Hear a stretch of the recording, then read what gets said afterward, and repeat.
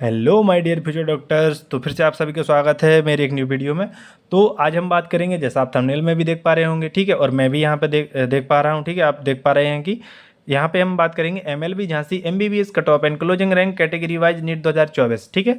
और ये जो कट ऑफ है ये है स्टेट कोटा के लिए। यूपी नीट का जो स्टेट कोटा होता है वो 85% सीटों पर रिजर्वेशन होता है स्टेट कोटा के थ्रू, ठीक है। तो वो 85% सीटें स्टेट कोटा के थ्रू फिल की जाती हैं। तो हम स्टेट कोटा की बात करेंगे। यूपी नीट राउंड 1 2024 का क्या क्लोजिंग कट ऑफ था और यूपी नीट 2025 के लिए राउंड 1 के लिए क्या एक्सपेक्टेड क्लोजिंग रैंक रह सकती है, इस सब के बारे में हम बात करेंगे एकदम डिटेल में, ठीक है। तो बने रहिएगा वीडियो के साथ, और इसके साथ साथ आप वीडियो को पूरा देखा कीजिए जिससे कि आपकी चॉइस फिलिंग में हेल्प हो, चॉइस फिलिंग में आपकी गलती ना हो, ठीक है, जब आप काउंसलिंग करवाते हैं तब, ठीक है। तो चलिए फिर अब बिना देर किए हुए हम अपना वीडियो स्टार्ट करते हैं। अभी मैं राउंड वन का क्लोजिंग रैंक का डाटा लेके आया हूँ, इसके बाद राउंड 2 का लाऊंगा, ठीक है, उसके बाद राउंड 3 का, और उसके बाद स्टे वैकेंसी और स्पेशल स्टे वैकेंसी का, ठीक है। अभी देखो आपका एग्जाम हुआ नहीं है, लेकिन मैंने सोचा पहले से वीडियो बना देता हूँ, क्योंकि बहुत से बच्चे पहले से ही सोचने लगते हैं कि क्या क्लोजिंग रैंक गई थी लास्ट ईयर की, तो उन्हें उसके अकॉर्डिंग प्रिपरेशन में कितना मेहनत करना है कितना नहीं, ये सब वो कंपेयर करते हैं, जबकि ये अच्छी बात नहीं है, क्योंकि आपको हमेशा टारगेट पूरा 720 करना चाहिए। आपके जितने ज़्यादा मार्क्स आ सकें उतनी अच्छी बात है ना, तो आपको उतना ही अच्छा कॉलेज मिलेगा। लेकिन कोई बात नहीं, जब करते हैं सर्च तो मेरा फ़र्ज है कि भाई मैं बना दूँ। तो चलिए हम बिना देर के वीडियो स्टार्ट करते हैं। तो अनरिजर्व ओपन कोटा का जो राउंड 1 में क्लोजिंग रैंक था 2024 में, वो था 10,366। तो ये अब 2025 में यूपी नीट स्टेट कोटा के लिए क्या रह सकता है राउंड 1 में एक्सपेक्टेड क्लोजिंग रैंक, तो ये आराम से रह सकती है 10,400 से लेकर 10,500 तक, ठीक है। ये एक्सपेक्टेड क्लोजिंग रैंक है, ठीक है। और एक्सपेक्टेड देखो हमेशा 100% एक्यूरेट नहीं होता, ये मैं अभी कहता हूँ, आप भी समझते होंगे, ठीक है। इसके अलावा सभी लोग सिर्फ अपने एक्सपीरियंस के अकॉर्डिंग बताते हैं जो काउंसलिंग करवाते हैं या करते हैं, ठीक है। इसके बाद हम बात करें ओबीसी ओपन कोटा कैंडिडेट के लिए, तो उसमें लास्ट ईयर क्लोजिंग रैंक थी 12,621। तो इस बार कितनी क्लोजिंग रैंक रह सकती है, तो ये आराम से 12,700 से लेकर 13,000 तक एक्सटेंड कर सकती है, ठीक है।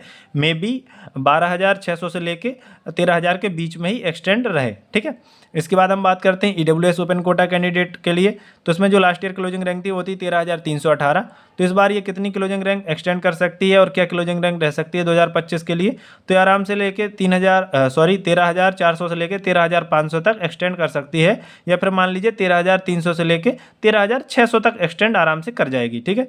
इसके बाद हम बात करते हैं एससी ओपन कोटा कैंडिडेट के लिए, तो उसकी जो क्लोजिंग रैंक थी राउंड 1 में लास्ट ईयर 2024 में वो थी 97,629।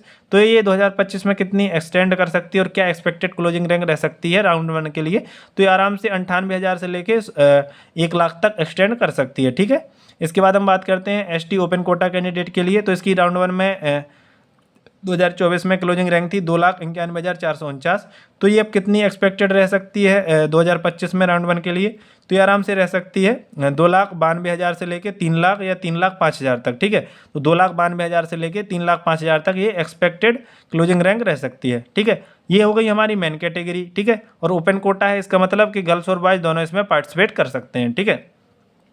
अब हम बात करेंगे उन कैटेगरी की जिन कैटेगरी के बारे में ज़्यादा लोग बात नहीं करते, क्योंकि उनके नंबर ऑफ कैंडिडेट कम होते हैं, तो उन पर अगर वो वीडियो बनाएंगे तो उन्हें व्यूज कम मिलेंगे और उनकी अर्निंग कम होगी, तो लोग इसके बारे में ज़्यादा इंटरेस्ट नहीं दिखाते हैं। बट मुझे देखो सभी से मतलब है, ठीक है। जो बच्चे वैसे ही वो देखो क्या कहते हैं स्पेशल कैटेगरी से रहती है, ठीक है, तो वैसे ही उन्हें कुछ ना कुछ प्रॉब्लम होती है, ठीक है।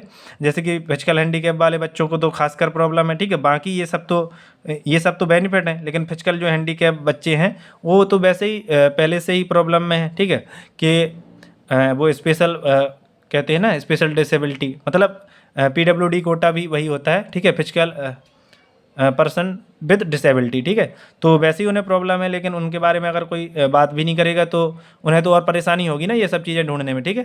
तो वैसे कम ही वीडियो मिलते हैं यूट्यूब पे इसके, बट इस बार मैंने सारे कॉलेज का डिटेल में एकदम कट ऑफ बनाया है कि फिजिकल हैंडीकैप ये सारी कैटेगरी का लिखा है, ठीक है, जिससे कि उन्हें भी हेल्प हो जाए जितनी मुझसे हो सकती है, ठीक है।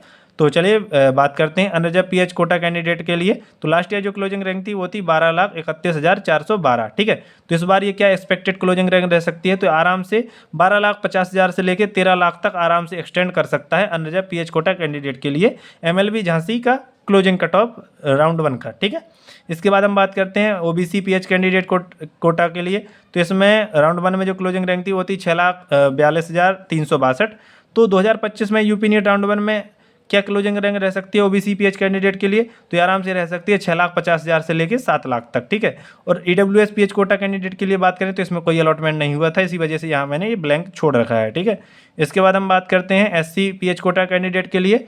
तो इसके लिए जो लास्ट ईयर क्लोजिंग रैंक थी वो थी 13,35,260, ठीक है। तो अब आप सोच रहे होंगे कि इसमें भी 13 लाख और यहाँ अनरिजर्व पीएच कोटा में भी 12 लाख के समथिंग था, ठीक है। यानी कि इसमें काफ़ी कम डिफरेंस है, ज़्यादा डिफरेंस तो है नहीं, ठीक है। जबकि एससी में कट ऑफ काफ़ी लो जाता है। तो ये सब चीज़ें डिपेंड करती हैं इसमें नंबर ऑफ कैंडिडेट पे, ठीक है। क्योंकि इसके तो कैंडिडेट वैसे भी कम होते हैं, ठीक है। पीएच कोटा वाले कैंडिडेट तो वैसे ही कम होते हैं, ठीक है। तो एससी पीएच कोटा की बात करें तो इसमें 13,35,260 थी क्लोजिंग रैंक। अब ये 2025 के लिए यूपी नीट राउंड 1 में क्या रह सकती है? तो आराम से 14 लाख तक एक्सटेंड कर सकती है, 13 लाख से 14 लाख तक एक्सटेंड कर सकती है, ठीक है। इसके बाद हम बात करते हैं फ्रीडम फाइटर कोटा की, ठीक है। तो फ्रीडम फाइटर कोटा में आप देख रहे होंगे कि सिर्फ मैंने जनरल कैटेगरी का लिखा है, क्योंकि अदर कैटेगरी में ना ही एससी, ना ही एसटी, ना ही ईडब्ल्यूएस, ना ही ओबीसी, किसी में भी अलॉटमेंट नहीं हुई थी। तो सिर्फ हमने फ्रीडम फाइटर का लिखा है, किसका? जनरल कैटेगरी का। तो इसमें क्लोजिंग रैंक था 1,72,992। तो ये 2024 के बाद 2025 में क्या एक्सपेक्टेड क्लोजिंग रैंक रह सकती है राउंड 1 के लिए? तो ये आराम से रह सकती है 1,80,000 से लेके 1,90,000 तक एक्सटेंड कर सकता है, या आप मान लीजिए 1,75,000 से लेके 1,90,000 तक एक्सटेंड कर सकती है ये क्लोजिंग रैंक, ठीक है। इसके बाद हम बात करते हैं एक्स सर्विसमैन कोटा की। तो अनरिजर्व कैटेगरी के लिए एक्स सर्विसमैन कोटा के थ्रू अगर बात करें तो क्या क्लोजिंग रैंक रही थी यूपी नीट राउंड 1 की? वो थी 10,028। तो ये कितनी एक्सपेक्टेड क्लोजिंग रैंक रह सकती है 2025 में? तो ये आराम से रह सकती है 10,100 से लेकर 10,200 तक ये एक्सपेक्टेड क्लोजिंग रैंक रह सकती है, ठीक है। इसके बाद हम बात करते हैं बीसी एक्स सर्विसमैन कोटा की। तो बीसी एक्स सर्विसमैन कोटा के थ्रू जो कैंडिडेट को कॉलेज अलॉट हुआ था, लास्ट क्लोजिंग रैंक क्या थी? वो थी 15,685, ठीक है। तो इस बार एमएलबी झांसी की क्या एक्सपेक्टेड क्लोजिंग रैंक रह सकती है BC ex serviceman quota candidate के लिए? तो ये आराम से रह सकती है 15,700 से लेके 15,900 तक ये एक्सटेंड कर सकता है, या मान लीजिए 16,000 तक एक्सटेंड कर सकता है, ठीक है।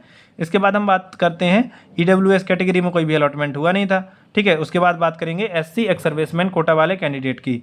तो एससी एक्स सर्विसमैन कोटा वाले कैंडिडेट को जो कॉलेज अलॉट हुआ था वो हुआ था 1,22,929 ऑल इंडिया रैंक पर, यानी कि ये क्लोजिंग रैंक थी, ठीक है। अब 2025 में क्या एक्सपेक्टेड क्लोजिंग रैंक रह सकती है एससी एक्स सर्विसमैन कोटा के लिए?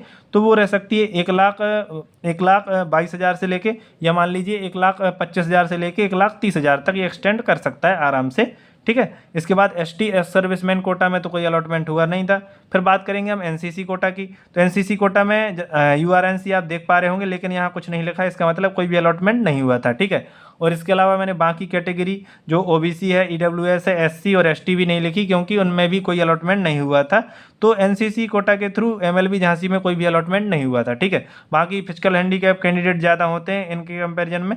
तो इसका तो मैंने तीनों कैटेगरी का अनरिजर्व यानी कि जनरल, ईडब्ल्यूएस और एससी का बता दिया है, और एसटी में कोई अलॉटमेंट हुआ नहीं था, ना ही ईडब्ल्यूएस में, ठीक है। तो गाइज इस प्रकार से आपका सारी कैटेगरी का कैटेगरी वाइज मैंने कट ऑफ बता दिया है, ठीक है। इसी वजह से मैंने मेंशन कर रखा है कि कैटेगरी वाइज कट ऑफ है, ठीक है, नीट 2024 का स्टेट कोटा के थ्रू। स्टेट कोटा मेंशन नहीं कर दिया, इस वजह से बार बार बोल रहा हूँ कि स्टेट कोटा का है, जो कि 85% होता है, ठीक है। इसके बाद हम बात करें ये क्लोजिंग रैंक का क्या रोल होता है। तो क्लोजिंग रैंक का रोल होता है आपकी चॉइस फिलिंग की प्रेफरेंस लिस्ट बनाने में, ठीक है। क्योंकि अगर मान लीजिए कि आप क्लोजिंग रैंक आपकी जो ऑल इंडिया रैंक है वो 10,370 है, ठीक है। और आपने जो कॉलेज फिल किया उसकी क्लोजिंग रैंक गई थी जनरल के लिए 10,400, ठीक है। तो आपने 370 था, वो उसकी क्लोजिंग रैंक गई थी 10,400, ठीक है। और इसकी है 10,366। तो अगर आपने 10,400 वाले को ऊपर रख दिया और इसको नीचे, तो पहले आपको वो मिल जाएगा 400 वाला, क्योंकि उसकी क्लोजिंग रैंक कम थी, यानी कि उसका कट ऑफ डाउन था, क्योंकि क्लोजिंग रैंक एक्सटेंड कर गई थी। आपकी तो उससे हाई है ना, ठीक है। तो आपको तुरंत नीचे वाला कॉलेज मिल जाएगा और आपका हाई रैंकिंग वाला कॉलेज छूट जाएगा। तो ये रोल होता है क्लोजिंग ऑल इंडिया रैंक का चॉइस फिलिंग की अच्छी प्रेफरेंस लिस्ट बनाने में। तो गाइज अगर आपकी वीडियो से हेल्प हुई हो तो वीडियो को लाइक शेयर जरूर कीजिएगा, और चैनल पे न्यू हो तो चैनल को सब्सक्राइब करके नोटिफिकेशन ऑन कर लेना। इसके अलावा जो राउंड 2 का क्लोजिंग रैंक है और राउंड 3 का, इसके बाद स्टे वैकेंसी का और स्पेशल स्टे वैकेंसी का, ये सब भी डाटा आपके नीट एग्जाम के होने से पहले या नीट एग्जाम के होने के विदिन 1 मंथ सारा डाटा आपको मिल जाएगा धीरे धीरे करके। क्योंकि देखो यार, मैं अपने चैनल पे मैं अकेला हूँ, तो सब सारा डाटा और लिखना मुझे ही पड़ता है, मुझे भी वीडियो रिकॉर्ड करना पड़ता है, तो थोड़ा टाइम लग जाता है। तो thank you future doctors. Channel पे न्यू हो तो चैनल को सब्सक्राइब करके नोटिफिकेशन ऑन कर लेना। तो थैंक यू फ्यूचर डॉक्टर्स, मिलते हैं अपने नेक्स्ट वीडियो में। Thank you. और अपना फीडबैक देना मत भूलें, आपको जैसा भी वीडियो लगा हो, अच्छा लगा हो, बुरा लगा हो, उसको कमेंट बॉक्स में कमेंट जरूर कर देना। Thank you.